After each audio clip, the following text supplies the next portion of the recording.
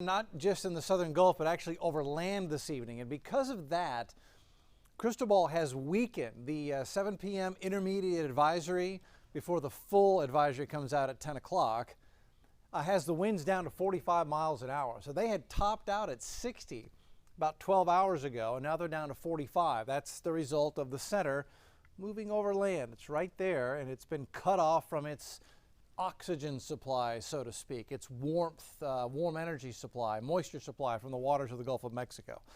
So the storm is now inland, not by much. It's just about, in fact, they're calling it stationary. So that's interesting. It's been drifting.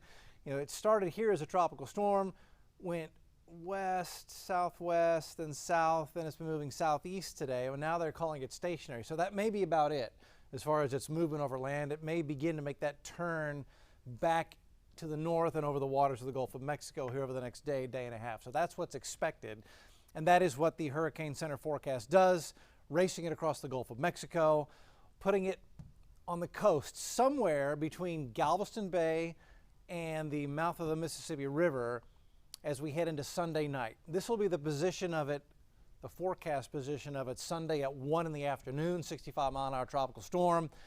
Maybe it stays a strong tropical storm. Maybe it touches hurricane force for just a moment before going inland.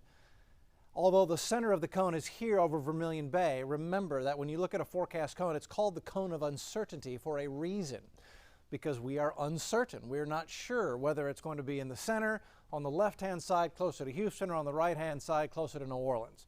Statistically, there's just the same chance that it would be here as it would be here as it would be here. So it's, you know, take that center of the cone with a grain of salt. That being said, you know, the Hurricane Center does try to find the most likely track, and they put the center of the cone in there because of that. Spaghetti plots. They are focused on the Louisiana coast as of right now. In fact, at the moment, none of them take it to the upper Texas coast, Houston and Galveston.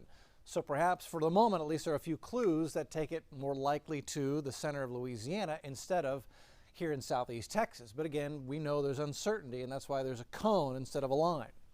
It's interesting to look at the couple of the big models that we do watch. Here's a couple of members of those spaghetti plots. The GFS is the American model. It's in red, the red isobars. The European model is in green, the green isobars. We superimpose the two over each other. There's the center of the Euro. This is Sunday evening, and there's the center of the GFS, and they almost match. I like it when they match. It gives us a little bit more confidence that we may be onto something as far as an accurate forecast, but we're still 4 or 5 days out. So there's still some uncertainty in that longer range forecast. If it were to make a landfall here on the center of Louisiana, right there over Vermilion Bay, let's say that's landfall and it moves inland like that. Here's the result. New Orleans gets the dirty side of the storm. They get a lot of wind and rain. They get tropical storm force winds, heavy rain, 7, 8, 9, 10 plus inches of rain possible. That's the dirty side of the storm. You know, here would be the center.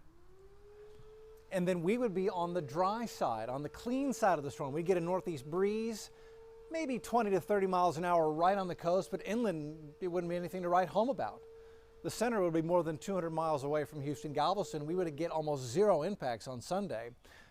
Light rain, less wind. That's the clean side. That's the advantage of being on the clean side of these tropical systems.